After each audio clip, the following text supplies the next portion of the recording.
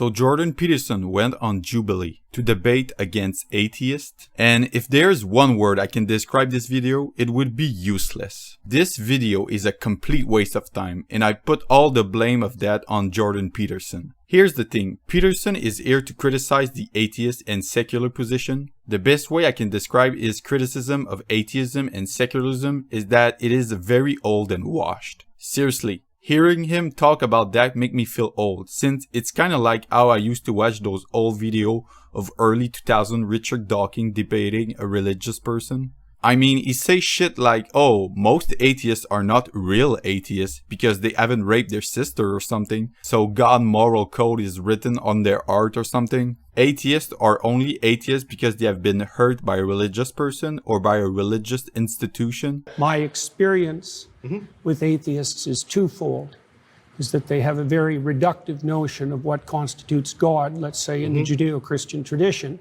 And they've often been hurt by someone who was religious or by the religious enterprise or perhaps by God himself, so to speak, and that's left them with an animus. Jesus Christ, JP. It would never occur to you that maybe some people are atheists simply because they have not been raised to be religious? Guys like me were raised without religion, so we simply became irreligious and haven't found a convincing argument to become religious? I just feel that his criticism of atheism is just not up to date, and some other religious person can do a better job than that. So he is here to criticize the atheist position, but Peterson does not have his own position to defend. This is why I'm calling this video useless. Because you might believe that Peterson would defend Christianity, but that is not actually the case. In fact, he does not clearly identify himself as a Christian. Okay, so what I'm specifically pointing out here is about religion in particular, since you yourself are a Christian, right?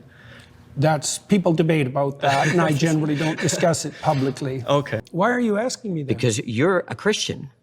You say that. I haven't claimed that. Oh, what is this? Is this Christians versus atheists? I don't know. You don't know where you are right now. Don't be a smartass. Well, and I mean either you're a Christian or you're not. I won't talk to you if you're a smartass. Oh, either you're a Christian or you're not. Which one is it? I could be either of them, but I don't have to tell you. You don't have to tell me. I was under the impression I was invited to talk to a Christian. Am I not talking to a Christian? No, you were invited to. I think everyone should look at the title of the YouTube channel. You're probably in the wrong YouTube video. You're really quite something, you are. Aren't I? But you're really quite nothing. Right? You're not a Christian. Okay, I'm done with him. I was shocked because I remember during his call to fame, he was famously confusing as fuck when it comes to his religious position. When asked if he was a Christian or if he believed in a god, he would simply spit out the most lengthy word salad response imaginable. That would basically mean, I don't know. But that was back when he had his centrist appeal to him. Now that he had shifted pretty hard to the right, and now that he is working for the Daily Wire, I just thought that by now he would have just admit that he is a Christian. Ah yes, the guy who is constantly juxtaposing the atheist position with the Christian perspective. He quotes passages and stories from the Bible. He attends Catholic Church. But no, he is not Christian. If he is not defending Christianity, then what stance is he defending? And that's the thing, during the entire video you will never learn the position that he is advocating. He is not even defending theism at the very least. To better illustrate my problem with that, let's say that you take two guys, guy number 1 and guy number 2, and you ask both of them about the trolley problem. You know, the famous thought experiment where there's a train heading towards 3 persons. But there is a lever that if pushed, the train will redirect to kill only 1 person. And then you ask, so would you push the lever or not? Guy number 1 is like, yes, I would push the lever because it would result in the fewer numbers of deaths. Then guy number 2 berate guy number 1 and tell him, oh my god, this is so deeply wrong. You are so wrong. How can you not see how immoral and flawed your thinking is? Then guy number 1 is like, okay, in your personal opinion, what is the more moral decision? Then guy number 2 respond with the most wishy-washy, gibberish, fucking long-ass answer that basically mean nothing. Confused, guy number 1 is like, well, since you think it's immoral for me to push the lever, am I correct to assume that you think it's more moral to not push the lever? And then guy number 2 goes, your simplistic framing of your question enabled me to answer it, so I reject it and refuse to answer it. Then it's like, what the fuck, man? Guy number 2 is bringing nothing to the debate. Being unconvinced is not the problem. If guy number 2 was like, I'm not sure that your reasoning is correct, then that would be fine. But it's the fucking arrogance, the absolute confidence in saying that the other guy is wrong, but then having no position to defend on his own. That's pretty much the same with Peterson. His claims are pretty arrogant criticism of atheism, like how atheists don't understand what they're rejecting, or everybody worships something including atheists even though they might not know it, or atheists accept Christian morality but deny the religion foundational stories. Then you have the atheists explaining their positions, and Peterson loves to remind them how wrong they are, how short-sighted their perspective is. But when it is his time to state his position, he just spit out some mumbo-jumbo non-committal answers. Sometimes the atheist would just roll out with his nonsense answers, but others ask about clarification. And then when Peterson can no longer roll back to his word salad, he will just call the framing of the question unfair and refuse to answer it. Tell me everything that you know about the Polynesian deity Lono, L-O-N-O. I don't know anything about the Polynesian deity Lono. So you're rejecting something without knowledge of what you're rejecting. I'm not rejecting it. No more than I'm rejecting anything that I don't know anything about. Do you believe in Lono? Do you believe that he is a deity that exists in the world, exists in the universe, that exists in the existence of everything? Do you believe that Lono is a being? I'll answer that question once you answer my question, which is, do I reject everything that I'm ignorant of? Because that's your presupposition that undergirds your argument, and unless you can prove that that's valid, then there's no point. My question is quite simple. Yeah, but that doesn't mean it's formulated accurately. Do you believe that Lono exists? Yes or no? I'm not going to answer that question for the reasons I just described. And then there is his definition. Jesus Christ. Another reason why debating Jordan Peterson is useless, it's because he is not talking the same language as the atheist. Sure, Peterson seemed to be talking English, and yeah, it resembled it, but ultimately it's not the same English as the other person in the room. That's because so many times Peterson is using a different definition of certain words that only himself is using. The human's languages are social construct, so it's normal that words and phrase can mean different things for different people. But Jordan stretched that shit to the absolute limit. He just used his own definition of words that no one on planet Earth is using. And I find this to be especially hypocritical of him, since when he got popular, one thing that he was especially hostile about was postmodernism. Postmodernism is about rejecting the objective truths and claiming that everyone's personal truths are equally valid. Now, I'm making a gross oversimplification of it, but that's basically the gist of it. And JP was fucking hysterical about it. He would constantly warn about the danger of postmodernism. But there you have Peterson pulling definition out of his fucking ass and forcing these poor fucks to use his own definition. Pew Research studies suggest that atheists and agnostics actually know more about religion and about religious stories, the foundational principles, than believers. That's because they're more religious than they think they are. Okay. They're concerned with deep matters, and one of the defining characteristics of someone who's oriented in a religious direction is that they're concerned with deep matters. Okay. In fact, it's virtually definitional. So Peterson's definition of a religious person is this? Yeah, sure. I'm sure many persons have this definition under their belt. My definition of God as conscience is a lot more precise and oriented than your definition of the God that you hypothetically disbelieve in. It's irrelevant to the fault lines of this debate. How is it irrelevant? Because in common parlance, when we're talking about atheists, God, belief, not belief, I don't care about common parlance. I'm trying to get to something fundamental. So Peterson's definition of God is conscience? And I like that this guy is like, cool bro, but that's not the common usage of the word God. And then Peterson is like, well, I don't care about the common usage.